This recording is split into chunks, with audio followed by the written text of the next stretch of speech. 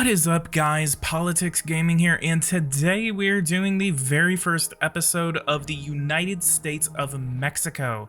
This is the first series that I have done in a while, so it has been since the Brazil series, which unfortunately did come to an end, mainly because they kept updating the 2022 edition. Essentially, so like it was kind of difficult to keep up with that series. I'm very much wanting to have this one go on for a while. I'm very excited to do this. Mexico just had their independence celebration. I actually watched the El Grito de Independencia, and as well as the military parade that comes after, the day after the El Grito. So it's very interesting to see what kind of customs Mexico has. I'm very excited to see where this series goes. So essentially what we're going to be doing today is a lot of preparation, essentially. That's kind of like a staple of these series, where the first episode is essentially like setup. It's essentially saying, okay, this is the policies we're going to be doing. This is exactly the route we're going to be going down. And we really, in these series, we kind of deal with situations as they come up. So essentially, I'm leading the country through its own destiny, essentially. So what you will notice is that if you see right here, we do actually have a real picture of Andrés Manuel López Obrador. He is the president of Mexico. And so we are going to be playing as realistic as possible with this right here. So we do see that we have the communists, the socialist ecologists, we have Morena, we have the Labor Party, we have the National Action Party, we have the Institutional Revolutionary Party. And again, all of these are led by those that are currently leading the party. The only exception for this is the National Action Party, which is led by Xochitl Galvez, and the Morena Party, which is being led by Claudia Sheinbaum. So Mexico actually has a election next year, and what we will be seeing is that Mexico will almost certainly elect its first woman president next year. So we're going to very much be seeing a woman leading Mexico in this series, and I wanted to represent that as closely as possible. So since the game essentially treats primaries as the presidents or the leaders, secretary generals of those parties throwing their hats in the ring. Mexico is limited to one term, so essentially Obrador is not able to run a second time. We will not be running Obrador in the next election, so we will be taking Sheinbaum in this next election. And then we will be facing off against the coalition formed by Galvez. And again, the National Action Party as well as the Morena Party are both the main parties in Mexico as of right now. History, if you know Mexican history preceding the 21st century, they were actually led by the Institutional Revolutionary Party for a while. So I know I've been talking kind of history dumping, kind of going over a little bit of background. I know you guys are just like, dude, just get to the game already. Again, a lot of this is set up right now. So what are we going to be doing in this episode today?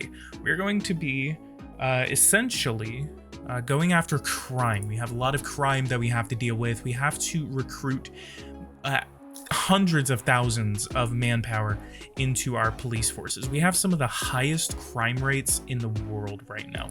Crime rates right now per 100,000 is hovering just above 28.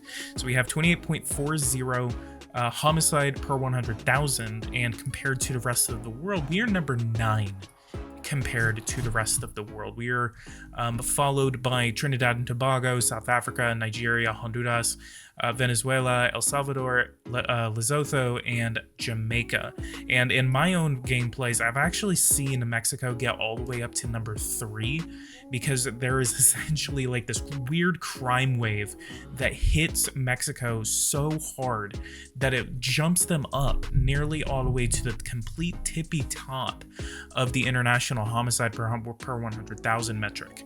So we need to fight crime as hard as we can. We need to invest as much as we can into our budget guidelines. Let's go ahead and look to see how much it will cost for public safety. We need to raise at least more than $6 billion in order to fully fund public safety. As well, we need to raise at least another $20 billion in order to cover things like the manpower.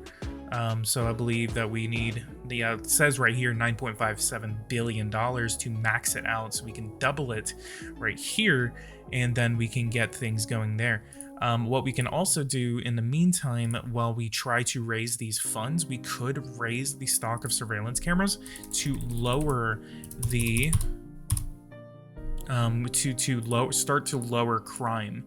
This will not be treated fairly, so we could lower that by about 50,000. No, that still will not work. So we can do 225,000. So we can increase it by about 20,000, and that will be passed a little bit. Marina does not seem to be liking that, but the right-wing parties do seem to be liking that. So it's going to be a tough ride as Mexico.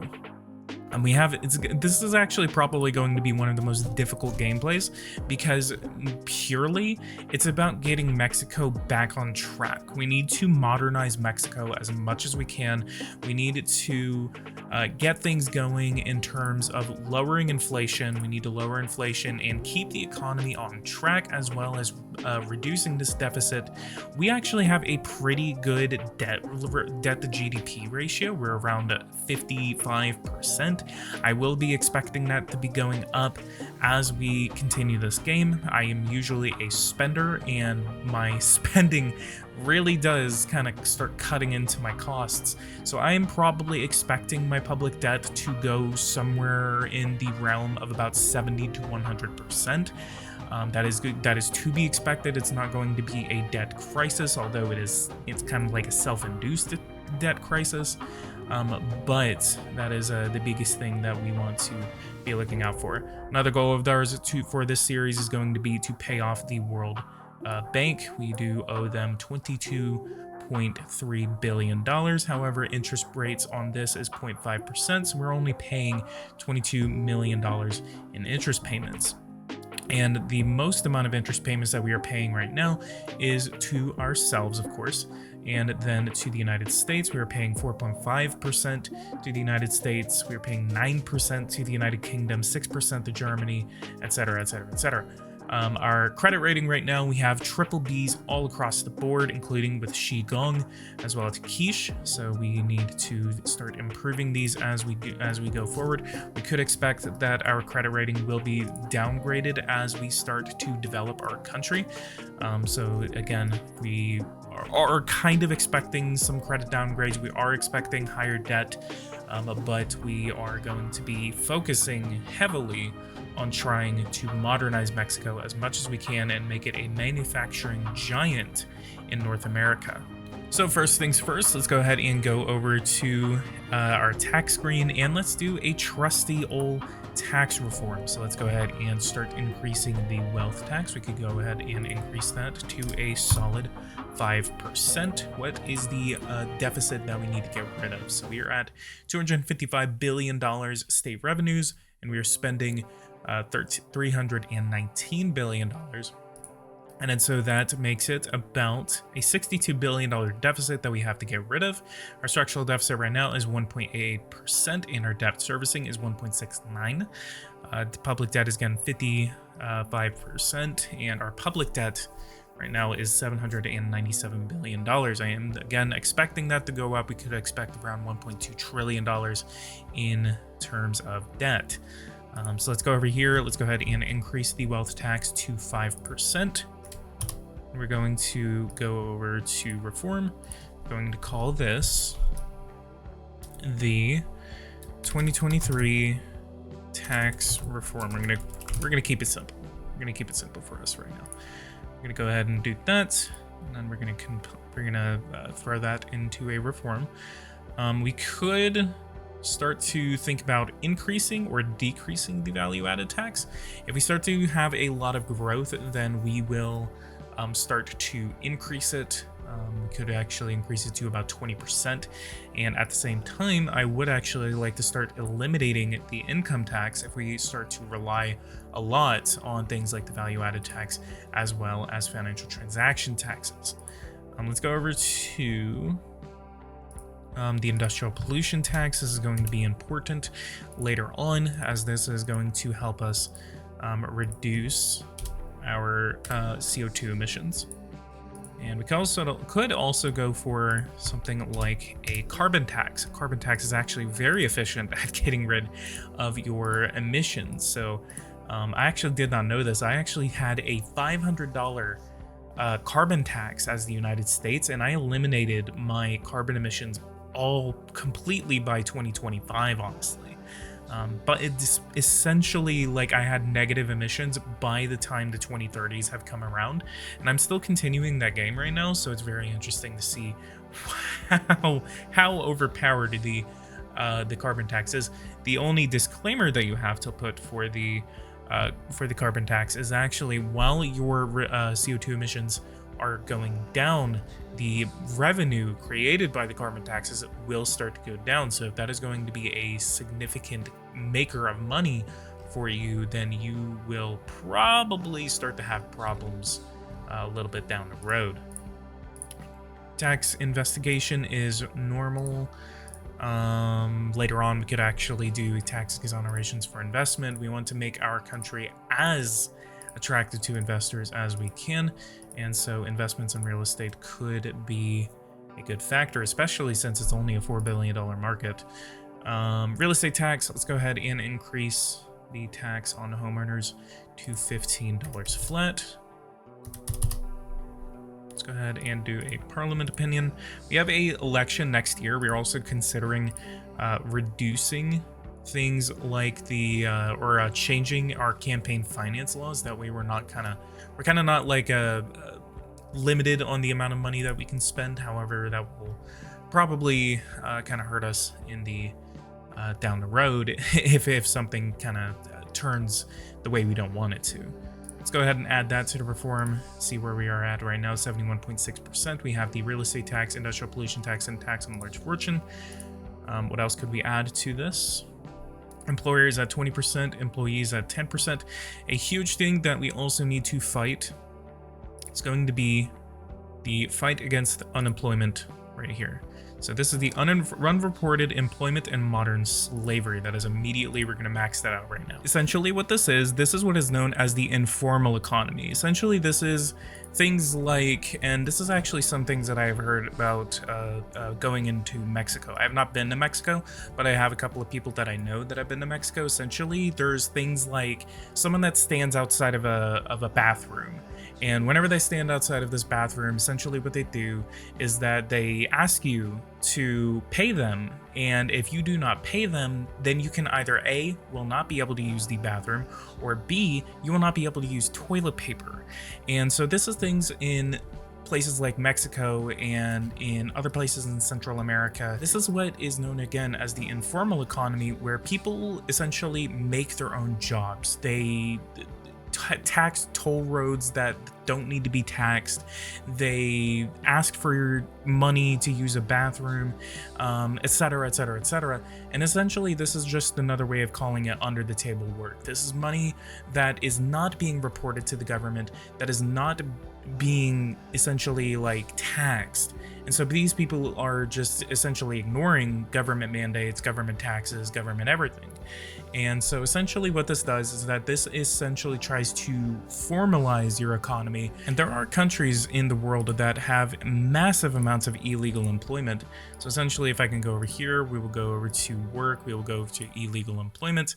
And Mexico actually ranks number 99 in the world in terms of illegal employment. But if we go up all the way to Somalia, Somalia right now is at 96.2% illegal employment. So essentially this means that they're not paying income taxes and they're not paying the social security taxes. So this is the biggest important one that you get, is that the benefit of reducing illegal employment is that your employee social security payments will start to go up, and you will start to make more money off of the increased amounts of money in social security payments and even income taxes that you are making off of those now reported incomes. So essentially what we need to do now is that we need to very much focus hard on formalizing our economy. And we can actually even take steps just as drastic as reducing the minimum wage.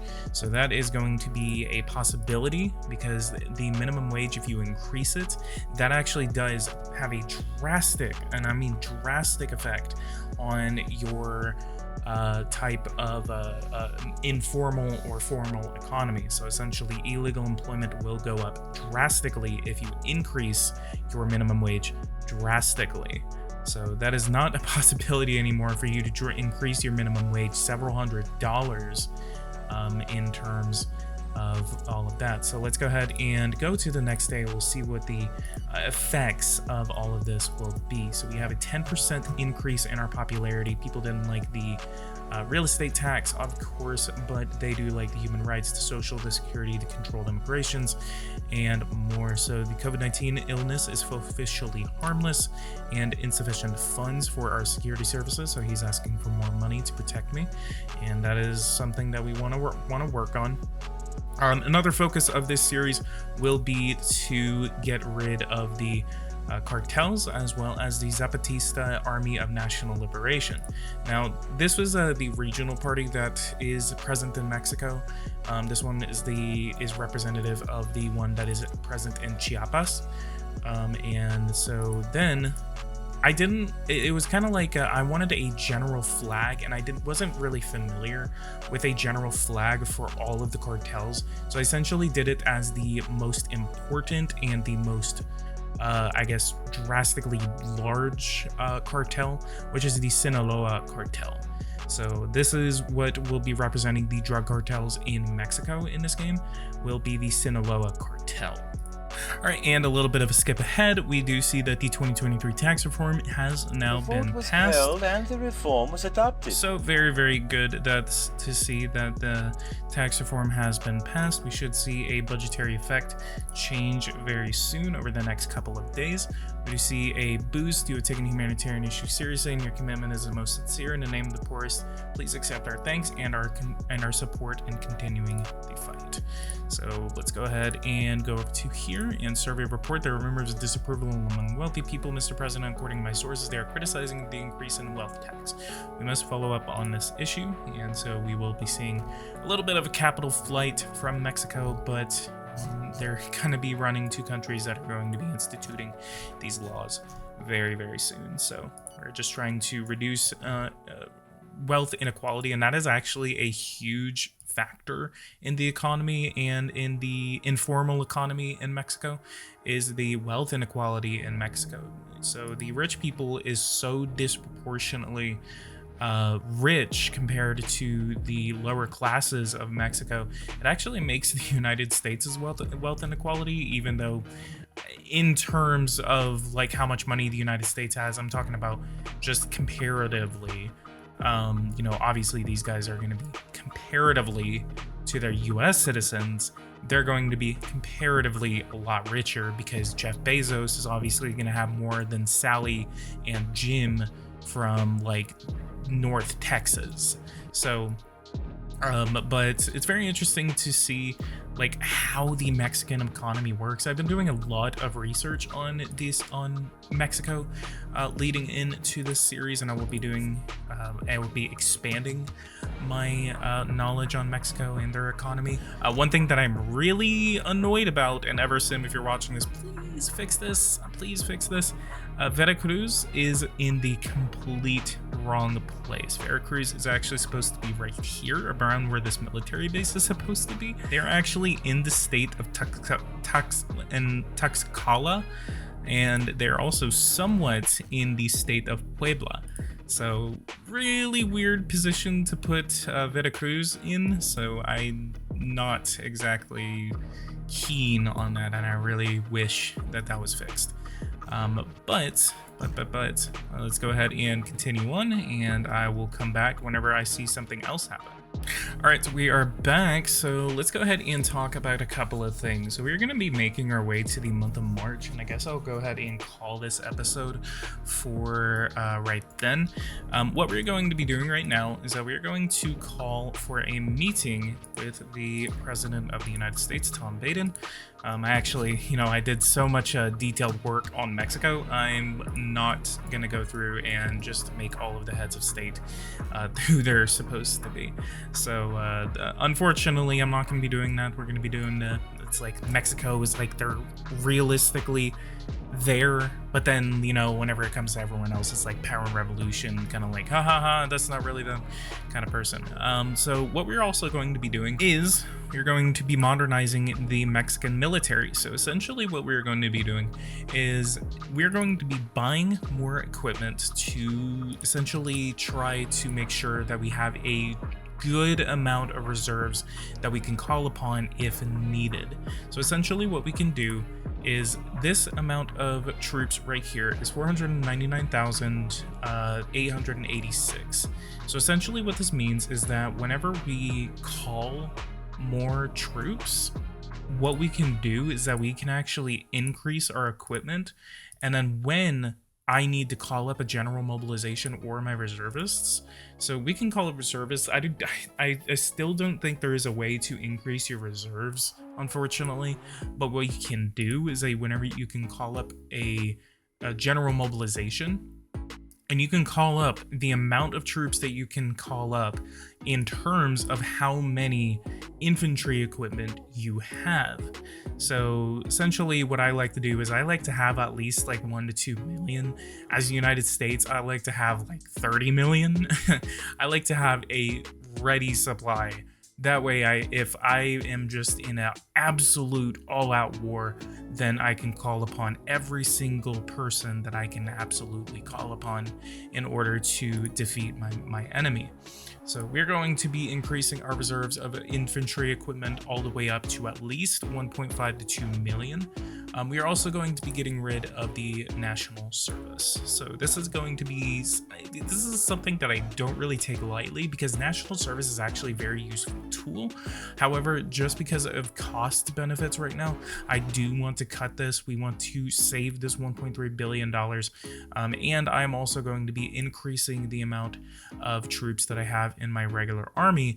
And then that way we are a more professional, well-trained army rather than relying on conscripts.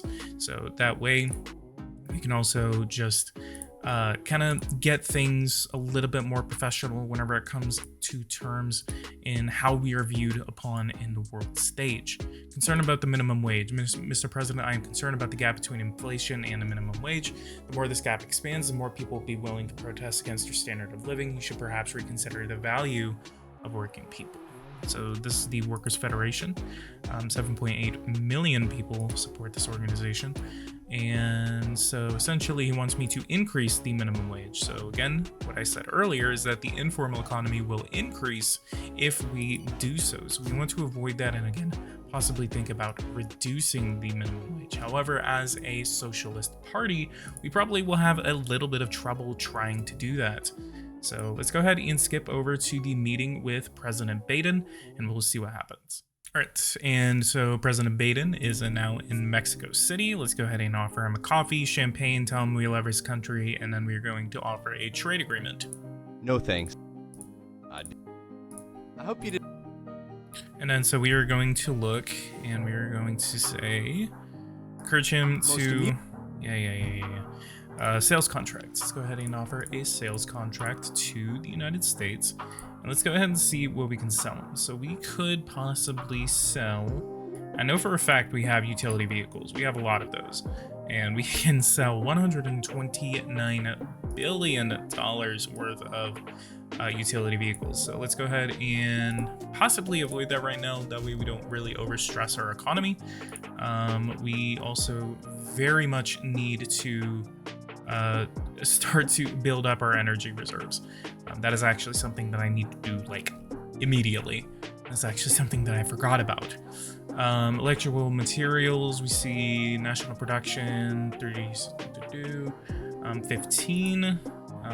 It's not gonna get us a good contract. It's not. Iron, more natural gas. What about electricity? Electricity, so our surplus is 8 right now, so we have a little bit of a reserve, but we need to really kind of like start accelerating some production on some solar plants and wind farms. Sheep, right here, sheep, tobacco. We have software industry, we have railway construction, we have rice, we have plastic, I think. Plastic. What else can we sell in the United States? Fuel, no. We have a little bit of gold, no. We have fish. We have copper, no. Coal. I think it's coal. No. Damn. Chemical, cereals, automobiles. Yeah, we can sell them some automobiles actually. So let's do 46, and then we will do 37, and then 32, 34 actually. $13 billion, and then 31. Go ahead and accept that. So that will be our very first contract right now. This is the contract number 1 between Mexico and the United States, and this is for 397,000 vehicles that we are now selling the United States at a rate of $31,441.05, and that will amount to $12.49 billion. And the terms of the contract will expire in about 5 years, so that will last us a while. Lastly, what we want to go ahead and consider is a immigration agreement. We're going to do a immigration agreement. So essentially what this will do is importation. So this will say importation. We're not going to send our workforce out, but what we are going to do is that we are going to facilitation of the return of illegal immigrants to their country of origin. So we're going to start working with the United States on trying to stop illegal immigrants from getting into the United States. What this will do is that, number 1, it will actually start to return people back to Mexico, and then that will give us a larger workforce, and then at the same time, we can get a massive amount of money off of this type of contract. So let's go ahead and try to finesse the United States out of $250 billion and receive and detain specifically immigrants in Mexican territory while awaiting response. It was rejected. So let's do specific reinforcement of surveillance and control the border, so limit the flow of illegal immigrants coming from Mexico, and facilitate the return of illegal Mexican immigrants in our territory to their country of origin. This includes issuing a consular pass for illegal immigrants without passports and aid in relocation and reintegration in their country of origin. Annual financial compensation as per agreement paid from the United States to Mexico, and this will amount to $250 billion. This is actually a lowball number compared to what I usually pay for as the United States, but just because this is the beginning of the game, we can renegotiate it in the future. So let's go ahead and do that. Let's see what the response is. Let's do Cyprus, favorable regime change in Cyprus. Number 1 has been accepted, and we also have a meeting request with Guatemala. So I will see what happens there. Let's go ahead and negotiate this to $200 billion. So they're kind of, maybe we could have negotiated it around like $300 billion or something like that. Anything below like $500 billion, apparently, like it will be like acceptable, and then they can just kind of negotiate it. So we probably should have probably should have tried to get something a little bit higher in terms of that number. So that immediately wiped out my deficit.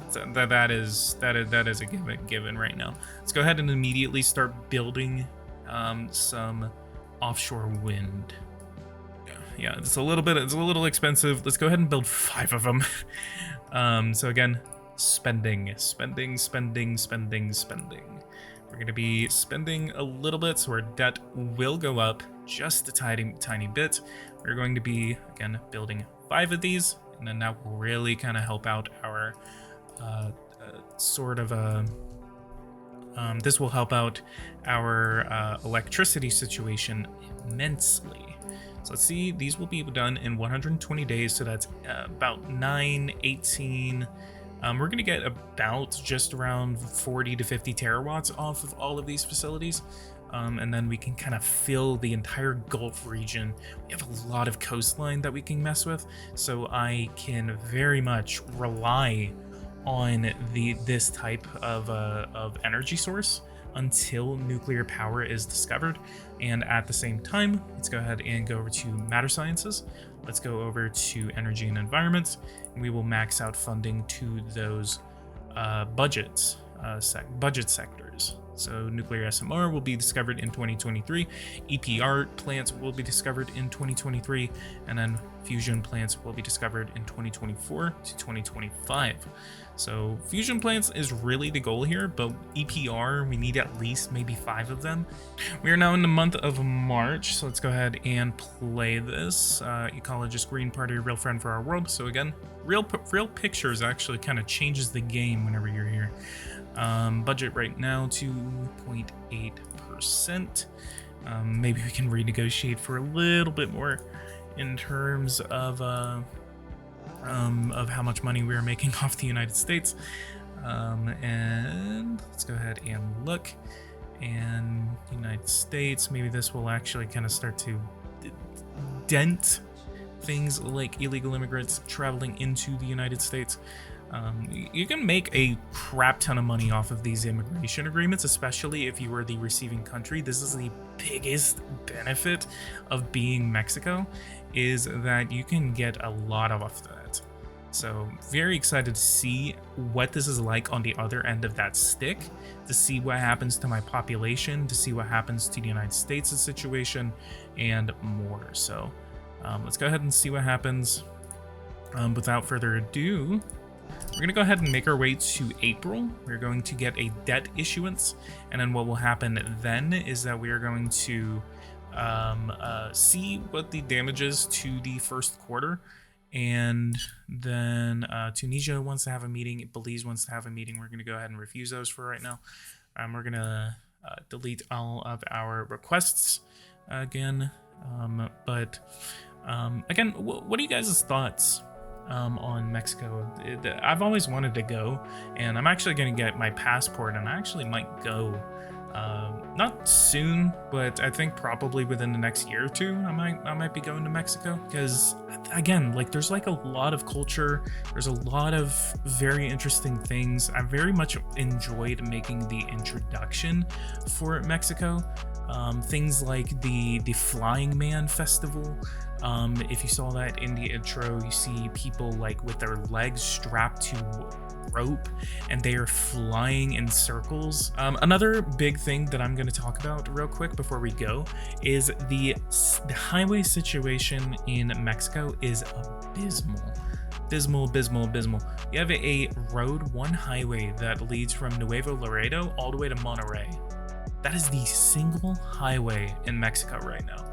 So we need to very much develop Mexico in terms of highways and how connected Mexico is. We need to connect Tijuana all the way to Mexico City, all the way to Cancun. So that is very much what we need to do. We need to develop the infrastructure of Mexico. We need to connect it via high-speed rail lines.